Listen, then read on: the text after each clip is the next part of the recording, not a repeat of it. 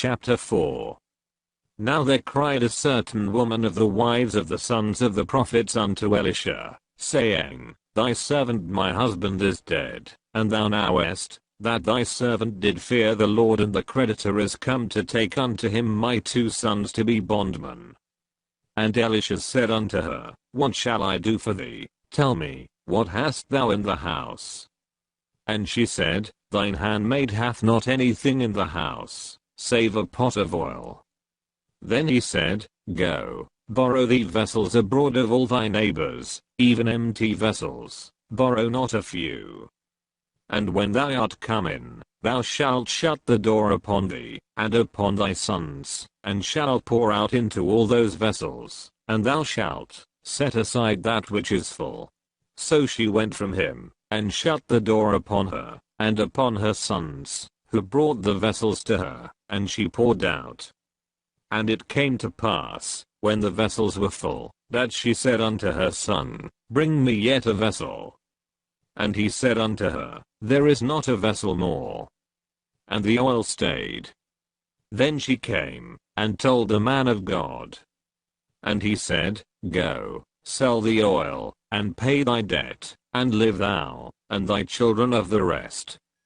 And it fell on a day, that Elisha passed to Shunem, where was a great woman, and she constrained him to eat bread. And so it was, that as oft as he passed by, he turned in thither to eat bread. And she said unto her husband, Behold now, I perceive that this is an holy man of God, which passeth by us continually. Let us make a little chamber, I pray thee, on the wall, and let us set for him there a bed, and a table, and a stool, and a candlestick, and it shall be, when he cometh to us, that he shall turn in thither. And it fell on a day, that he came thither, and he turned into the chamber, and lay there. And he said to Gehazi his servant, Call this Shunammite. And when he had called her, she stood before him. And he said unto him, Say now unto her, Behold, thou hast been careful for us with all this care. What is to be done for thee? Wouldest thou be spoken for to the king, or to the captain of the host?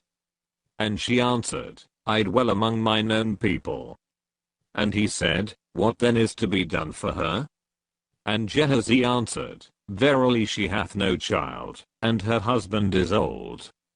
And he said, Call her. And when he had called her, she stood in the door. And he said, About this season, according to the time of life, thou shalt embrace a son. And she said, Nay, my lord, thou man of God, do not lie unto thine handmaid. And the woman conceived, and bare a son at that season, that Elisha had said unto her, according to the time of life. And when the child was grown, it fell on a day, that he went out to his father to the reapers. And he said unto his father, My head, my head. And he said to a lad, Carry him to his mother. And when he had taken him, and brought him to his mother, he sat on her knees till noon, and then died. And she went up, and laid him on the bed of the man of God, and shut the door upon him, and went out. And she called unto her husband, and said, Send me, I pray thee, one of the young men, and one of the asses, that I may run to the man of God, and come again. And he said, Wherefore wilt thou go to him today? It is neither new moon, nor Sabbath. And she said, It shall be well. Then she saddled an ass, and said to her servant, Drive, and go forward, slack not thy riding for me, except I bid thee. So she went and came unto the man of God to Mount Carmel. And it came to pass, when the man of God saw her afar off, that he said to Gehazi his servant, Behold, yonder is that Shunammite. Run now, I pray thee, to meet her, and say unto her, Is it well with thee? Is it well with thy husband? Is it well with the child? And she answered, It is well.